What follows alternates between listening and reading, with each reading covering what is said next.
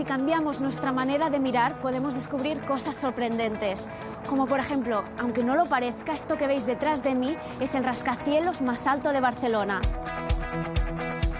La fachada de Illa Diagonal mide 334 metros y está inspirada en el Rockefeller Center de Nueva York, pero su forma es la de un rascacielos tumbado. Es el Rockefeller Center visto de lado.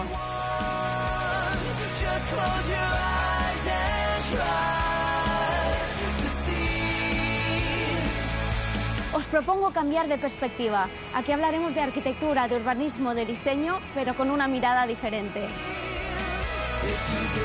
Esto es Escala Humana.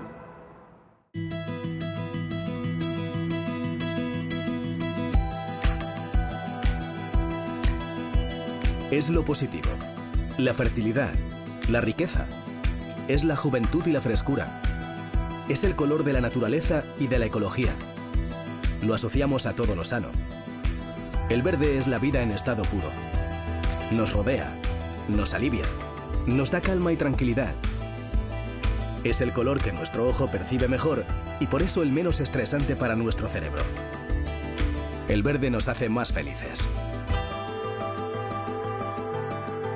El verde es el color de la naturaleza, pero a menudo lo olvidamos. Olvidamos que la tierra es un bien finito, que hay que cuidarla. Y la contaminación o el cambio climático son pruebas de ello. En pocos años, el 70% de la población mundial vivirá en grandes ciudades. ¿Cómo podremos preservar la naturaleza en esas megalópolis? En Parque Jurásico, Spielberg nos recordaba que la vida siempre se abre camino. Si la dejamos, la vegetación aprovecha cualquier resquicio. Es pura vida. Pero si la ayudamos, mejor. Mucho mejor. Si no es verde, nuestro futuro será negro.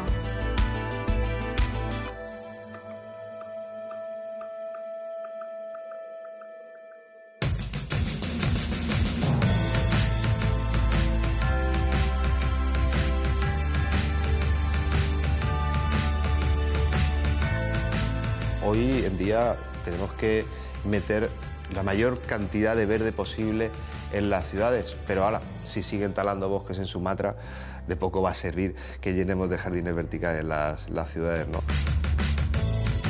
La ciudad con corazón verde es la gran obsesión de Ignacio Solano. Biólogo, apasionado de la flora y la fauna, ha investigado las selvas de medio mundo. Y de vuelta a la civilización, aplica todo lo aprendido en la jungla al entorno urbano. ¿Cuánto se cree que estamos sobre este planeta? 450.000 años. Hay teorías que dicen que mucho más. Hemos vivido siempre ligados al verde.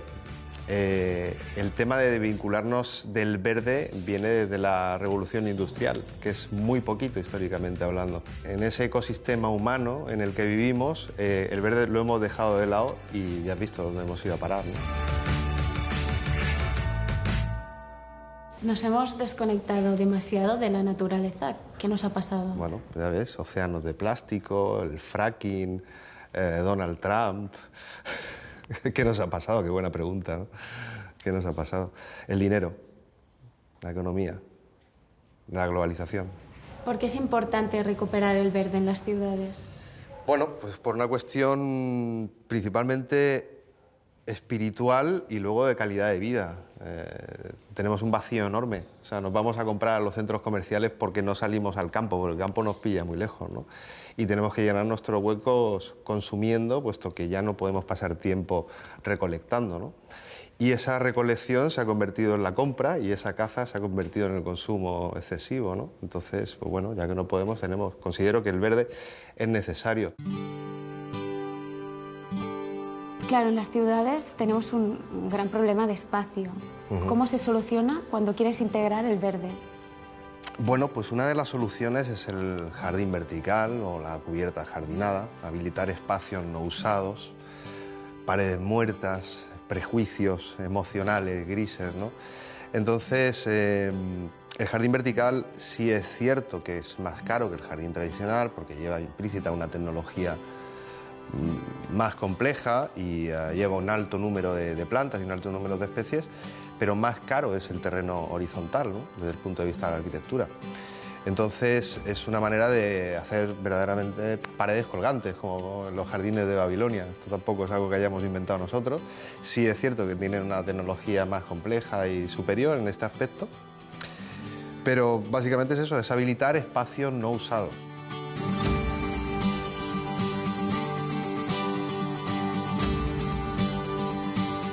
Si en las ciudades se produce el 75% de dióxido de carbono del planeta y la vegetación es la que convierte este gas en oxígeno, no es de extrañar que se apueste cada vez más por cubrir de verde el hormigón.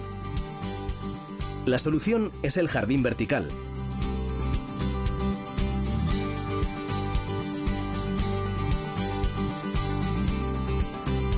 El primero que se instaló en España fue el de la sede de la obra social de la Caixa en Madrid. En 460 metros cuadrados de pared conviven 15.000 plantas de 250 especies diferentes. Posiblemente sea el más conocido de la capital, pero no es el único.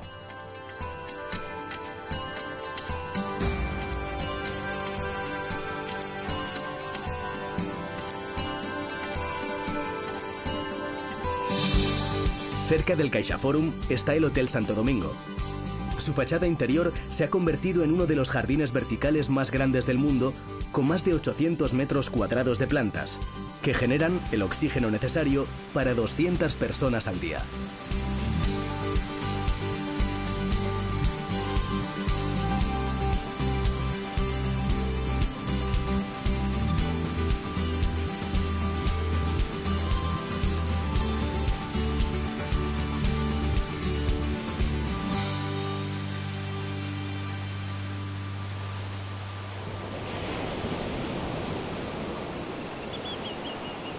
Recuerdo que desde mi dormitorio tenía una vista espectacular hasta el mar, cenas comunitarias en el jardín social que bajábamos los vecinos.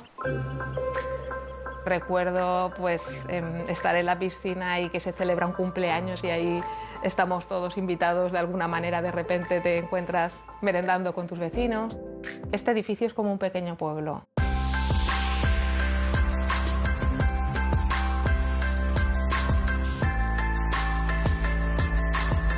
Paz Cortés se crió en este edificio, el primero que albergó un bosque vertical en España. En Valencia lo conocen como el Espai Verd. Está situado en pleno barrio de Benimaclet, a caballo entre la ciudad y la huerta valenciana. Espai Verd es una de las utopías más fascinantes y desconocidas del país. Una utopía que se hizo realidad hace casi 30 años. Es un edificio muy monumental y por otra parte es un edificio, digamos, que fomenta, digamos, la casa particular porque son como chalets uno encima de otro, como los adosados en altura.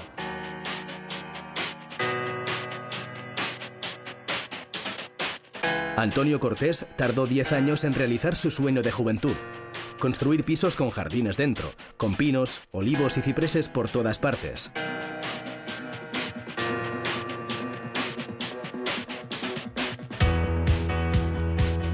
Para algunos fue un visionario, un adelantado a su tiempo. Pero en aquella época, a finales de los 80, sus ideas parecían un delirio.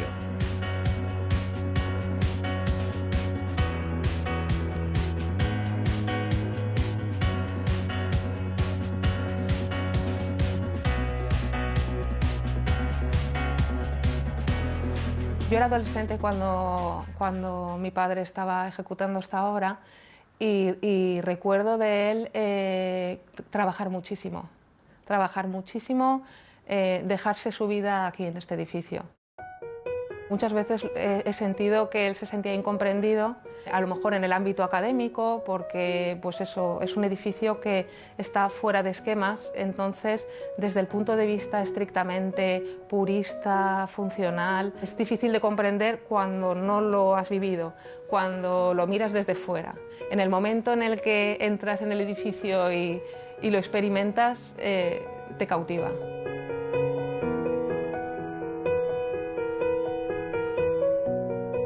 Las convicciones religiosas de Antonio Cortés le llevaron a construir un edificio de viviendas con alma.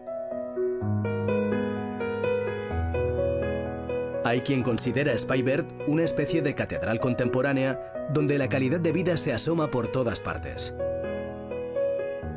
Donde el verde de la naturaleza lo abraza todo y el sol llega a todas las viviendas. Este edificio es como un oasis en la ciudad. Y incluso pues eso, como la jungla, ¿no? Como la selva, es la convivencia con el verde en el ámbito doméstico, pero también pues en el jardín central, el espacio comunitario. Eso es una constante, ¿no? En la vivencia en este edificio.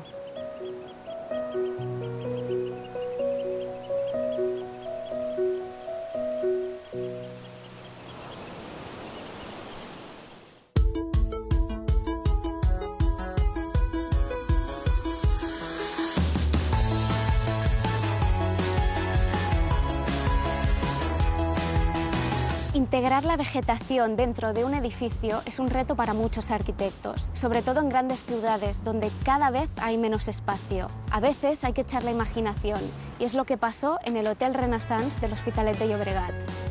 Imaginaos que esta manzana es el hotel. Sacaron el corazón del edificio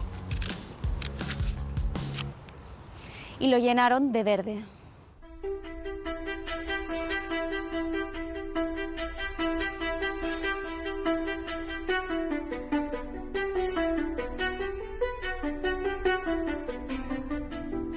Antes de decidir qué plantas formarían parte del jardín interior, se estudiaron las condiciones de temperatura, lluvia y viento de la ciudad.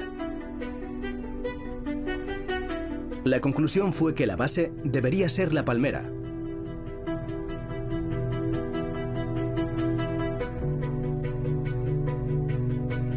Es una planta resistente que solo crece en vertical y que es capaz de hacerlo con poca luz.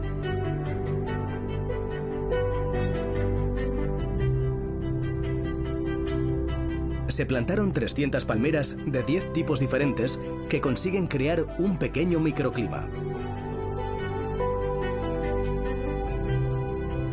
La influencia de las palmeras también inspiró la forma de las ventanas, y su juego de luces en el interior produce la sensación de estar en un ecosistema natural.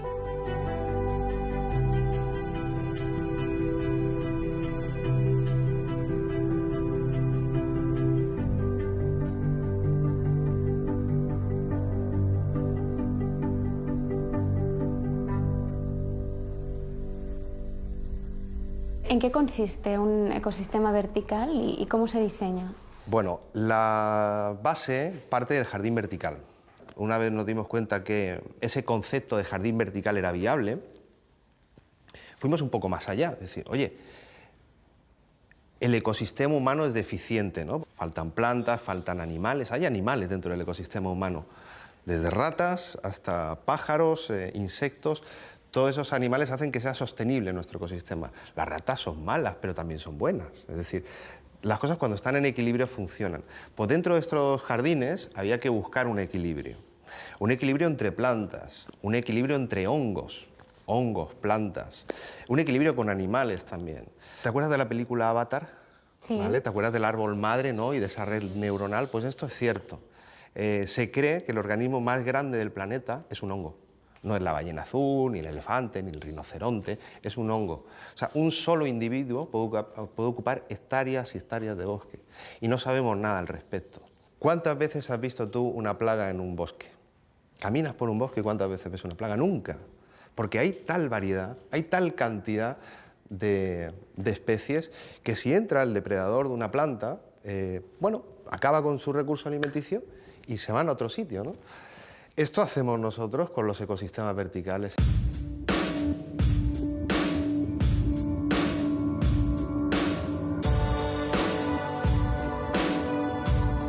A nivel internacional, la referencia verde de la arquitectura es Stefano Boeri y sus bosques verticales.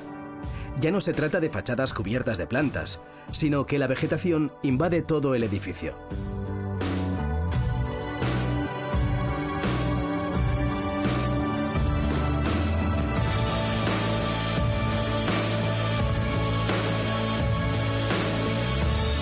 El Bosco Verticale de Milán es una prueba más de que lo verde va más allá de la estética. Casi 800 árboles, 11.000 plantas perennes y 5.000 arbustos invaden el edificio. El resultado es el equivalente a una superficie de 2 hectáreas de bosque y vegetación. Una pantalla vegetal que genera un microclima reduce el gasto energético y la contaminación. Un auténtico bosque urbano en un edificio que parece diseñado para los árboles más que para las personas.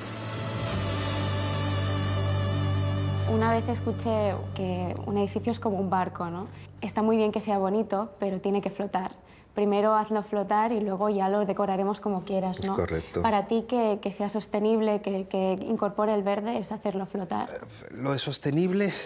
Bueno, lo verdaderamente sostenible sería no construir nada. Ya, ¿vale? no existir. No existir. O reciclar todo lo que hay.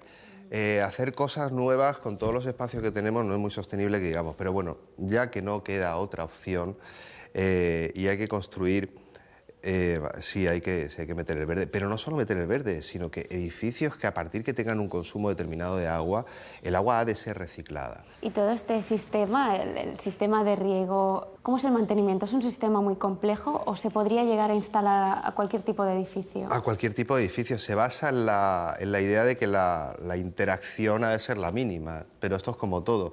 Si yo quiero que esto funcione bien, mi inversión en equipo ha de ser la mayor posible, bueno, la menor, al principio. Es decir, cuanto más equipo me automaticen los procesos y los sistemas, menos mantenimiento va a tener. Cuanto más piense la selección de especies, menos mantenimiento va a tener. Sí, se pueden hacer jardines verticales con plantas del vivero debajo de tu casa, pero ¿qué valor tienen? ¿Alimentan a algún pájaro? ¿Sirven para que algunos polinizadores te funcionen? Vas a tener que estar echando fitosanitarios, por lo tanto, abeja que llega, abeja que palma. Tenemos un gravísimo problema con los polinizadores. La raza humana depende de ellos. Y seguimos fertilizando y seguimos matándolos.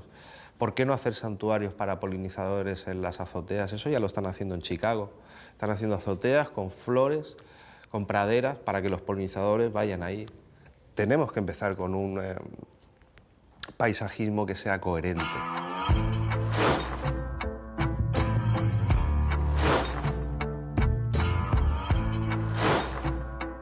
En Bogotá, Ignacio Solano predicó con el ejemplo.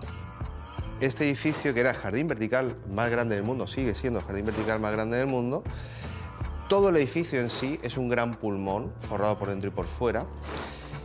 Todas las aguas grises del edificio las filtra el jardín vertical, todas las aguas de lluvia las filtra el jardín vertical y las recicla para el consiguiente. Es decir, es un ente autosostenible, de verdad, autosostenible de verdad, no de certificado.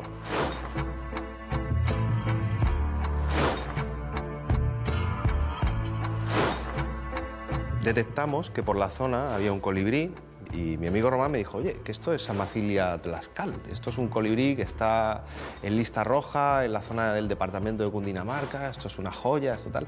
Entonces yo le dije, Román, ¿qué come este bicho? Y me dijo, mira, pues este animalito en zonas perturbadas se alimenta principalmente de Salvia locanta, de Fucsia magellanica, y de 3 o 4 plantas más. Algunas las teníamos nosotras ensayadas, otras tuvimos que ensayar, pusimos ingentes cantidades de lo que nos iba bien en el jardín y hoy en día tienes nubes de colibrís de Amacilia tlaxcal y han hecho colonias ahí, porque anidan, porque no hay fertilizante, porque no hay químicos. Es decir, un elemento arquitectónico, una fachada, una pared, hoy en día se ha convertido en un santuario de colibrís dentro de una ciudad y eso es fantástico, ¿no? A nivel de fachada, Sí. ¿esto funciona como aislamiento? ¿Qué le aporta al edificio? Más allá de lo que aporta al espacio urbano. Una fachada de 60 metros cuadrados es capaz de procesar 40 toneladas de gases al año. Es muchísimo. Absorberlos. Absorber y procesar. Contaminación que habría en la Exactamente. calle. Estamos hablando que unos 15 kilos de metales pesados y unos 30 kilos de polvo aproximadamente. Eso con cualquier edificio a la regla de 3, es muchísimo. Sería aproximadamente un 30% o un 40% más de lo que filtraría una superficie ajardinada tradicionalmente. Entonces nosotros sabemos cuál es la receta que esa selección de especies que hemos trabajado necesita para vivir. ¿Qué es lo que sucede? Pues como si yo te mando un spa y te doy una dieta perfecta y te hacen un masaje en las piernas todos los días, tienes tu dieta perfecta, todo tu recurso vital es a crecer y a vivir. Por lo tanto, tu crecimiento va a ser mucho mayor.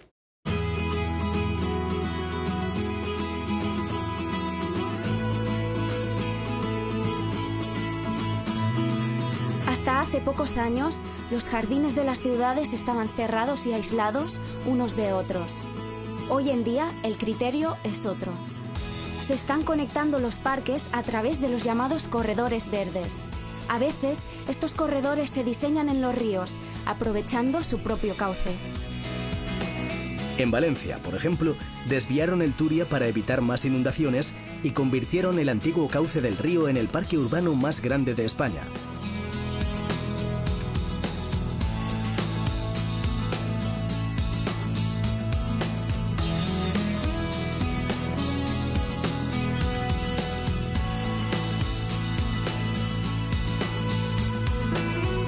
Otras ciudades han realizado grandes inversiones para que sus ríos volvieran a convertirse en corredores verdes.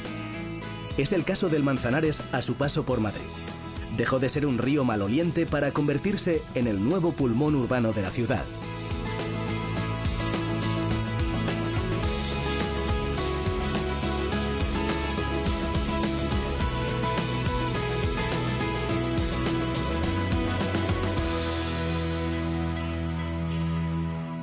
Nadie miraba al río y no se miraba porque es que simplemente no había nada que ver.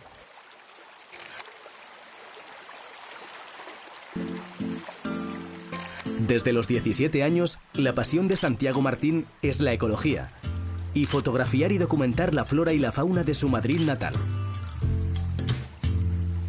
En enero de 2016, Ecologistas en Acción presentó una propuesta sencilla pero radical al Ayuntamiento de Madrid: dejar correr el cauce del Manzanares libremente.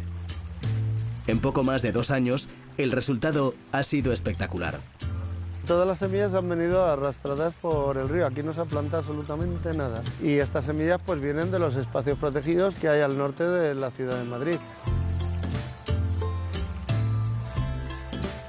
Todo el crecimiento de esta vegetación lo que está haciendo es aumentar la calidad del agua, la depuración. Los peces han venido por el propio río, el barbo, que es una especie autóctona.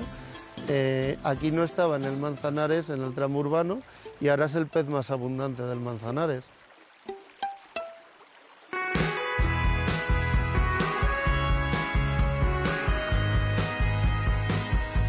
Ahora, 50 nuevas especies de aves recorren los más de 2.000 árboles autóctonos que han crecido espontáneamente.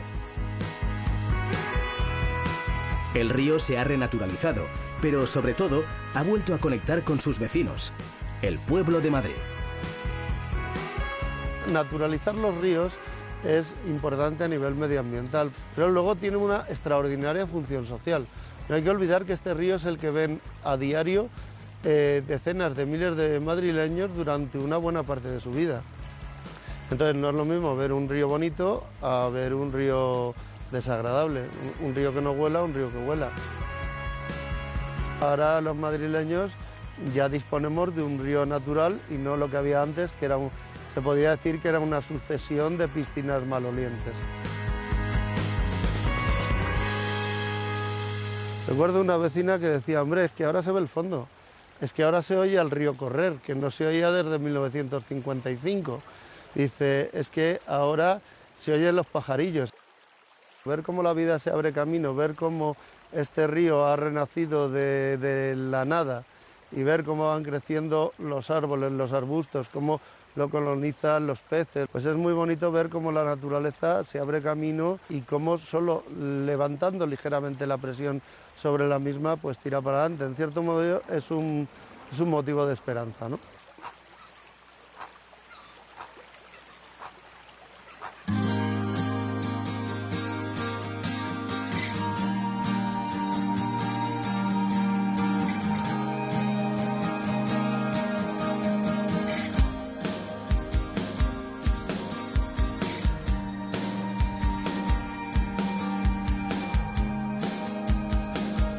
La recuperación del Manzanares en Madrid, del Turia en Valencia y del Besós en Barcelona nos ha vuelto a demostrar que el río es vida. Estas ciudades ahora respiran un poco mejor. pero también hemos ganado espacios que son para todos. Aquí podemos venir a pasear, a hacer deporte y a conectar con gente más allá de las pantallas. Es cierto que nos queda mucho por recorrer, pero no hay vuelta atrás. En una ciudad más verde seremos más felices.